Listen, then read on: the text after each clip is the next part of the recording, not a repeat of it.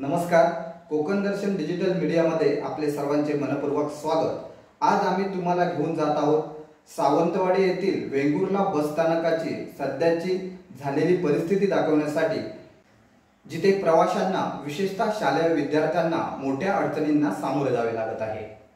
सावंतवाडी शहरातील वेंगुर्ला बस स्थानकाची सध्या अत्यंत दयनीय अवस्था झाली असून यामुळे प्रवासी, शालेय विद्यार्थी आणि सामान्य नागरिकांना मोठ्या त्रासाला सामोरे जावे लागत आहे।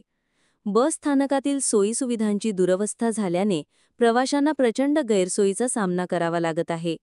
स्थानकातील फरशा तुटलेल्या असून आतील भागात मोठमोठे खड्डे पडले आहेत। अनेक ठिकाणी खिडक्या तुटल्या असून सर्वत्र कचरा साचला आहे। बस स्थानक परिसरातही मोठे खड्डे पडले असून त्यात पाणी साचून चिखल झाला आहे। यामुळे ये-जा करणे कठीण झाले आहे।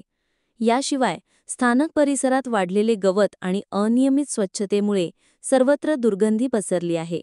यामुळे प्रवाशांना स्थानकात थांबणेही कठीण झाले असून आरोग्याच्या समस्या निर्माण होण्याची भीती व्यक्त होत आहे। विशेषतः सार्वजनिक वाहतूक सेवेचा वापर करणाऱ्या शालेय विद्यार्थ्यांना आणि महिलांना याचा अधिक त्रास सहन करावा लागत आहे।